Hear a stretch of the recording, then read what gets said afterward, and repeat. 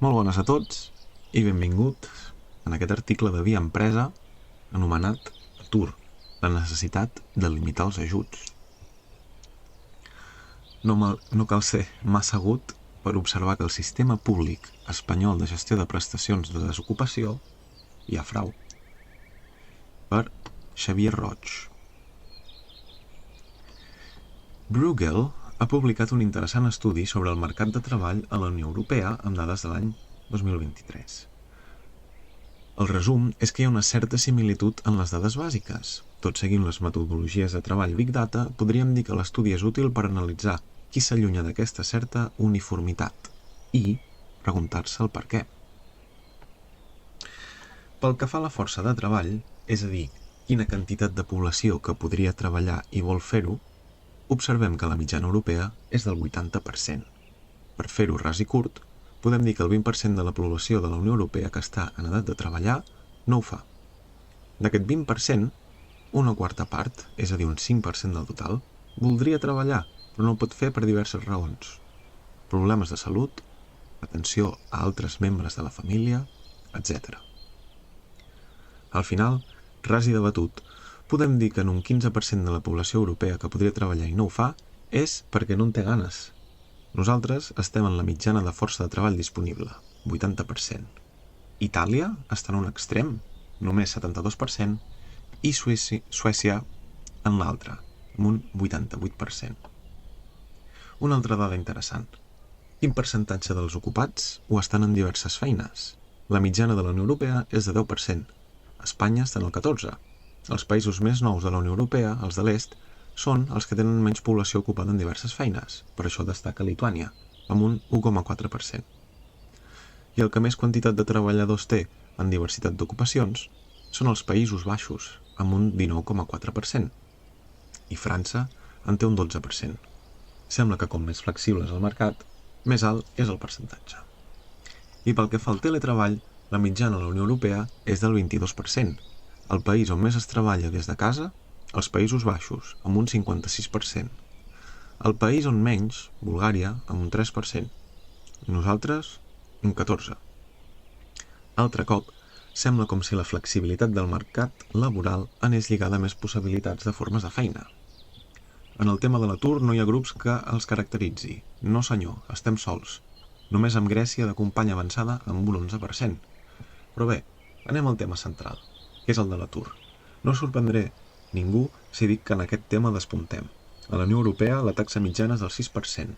Aquí la disparitat gairebé resulta ofensiva, més endavant ho justifico. Espanya encapçala el rànquing de desocupats amb un 12%, el doble de la mitjana. La taxa més baixa la té Txèquia, amb un 2,5%. Però, malauradament, en aquest tema no hi ha grups, com sí que succeeix amb altres qüestions, que els caracteritzi. No senyor.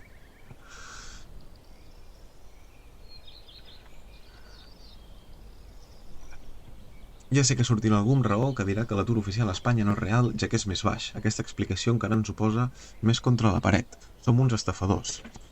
Se sap que les xifres són falses i ningú hi fa res. Estem com en el tema del pont de la puríssima Constitució. Governs, patronals i sindicats han decidit no fer res i dir-li al món, sense embuts, que ens agrada viure en la irregularitat i en un entorn d'ètica laboral nul·la. Altrament, que algú m'ho expliqui. Encuriosit, he mirat com s'ho treballen fora d'aquí, com s'ho fan per tenir taxes baixes d'atur. En primer lloc, els governs, els aparells de l'Estat, es prenen l'atur seriosament i ho consideren una xacra. Si realment és alt, el problema és agut i convé monitorar-lo. Si és fals, estem davant d'una estafa a l'erari públic. En qualsevol cas, les oficines d'atur han de servir per purgar el sistema. En general, els requisits bàsics per rebre el subsidi d'atur són bastant similars. Estar treballant quan s'arriba a l'atur, enregistrar-se a l'oficina d'atur corresponent, haver cotitzat un mínim establert, etc. En què difereixen tots els nostres veïns de nosaltres?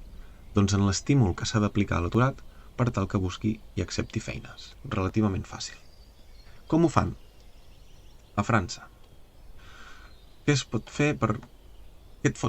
fer perdre, disculpeu, el subsidi d'atur? No poder justificar documentalment que busques feina, rebutjar una oferta de feina raonable en 2 ocasions, faltar a les cites obligatòries programades per France Travail, negar-se a entrar en un programa de formació. Els sindicats, per definició, són contraris a mesures de control, però França, la no opció a rebutjar una feina en 2 ocasions la va introduir el president Sarkozy i li va costar perdre les eleccions. Cap successor ha eliminat aquesta condició. Alemanya. Què pot fer perdre el subsidi d'atur? No aportar proves de les activitats de recerca de feina, com ara registres de sol·licitud o assistència a entrevistes, rebutjar una oferta de feina adequada, negar-se a entrar en un programa de formació. A Alemanya, l'oficina d'atur assigna un agent que tracta cada cas de forma individualitzada. Itàlia. A Itàlia no hi ha gaire serveis socials per a l'ajut de recerca de feina. A més, la gestió està regionalitzada i divergeix depenent del lloc. Resulta, però, que el mètode comú per esperonar la recerca de treball és simple. Cada mes es redueix el subsidi un 3% i sembla que funciona. Portugal. A Portugal tampoc ofereixen massa ajuts, però altre cop. Fa especial atenció al fet que no es rebutgin ofertes de feina que haurien de ser acceptades. Si això succeeix, es perd el subsidi. I també sembla que funciona.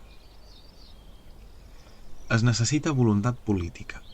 No cal ser massa agut per observar que el sistema públic espanyol de gestió de prestacions d'atur hi ha frau. No s'està obligat a acceptar les ofertes de feina si no et ve de gust, cosa que, de pas, i per poder cobrar el subsidi, estimula la contractació negra. Fantàstic. Com sempre, seria molt fàcil copiar els sistemes implantats en altres països per corregir les deficiències. Ara bé, per fer això, cal voluntat política. I aquesta voluntat, ara com ara, no existeix. Per cap de les parts involucrades, governs, sindicats i patronal. I encara menys per part dels aturats que cobren subsidi i treballen en negre, esclar.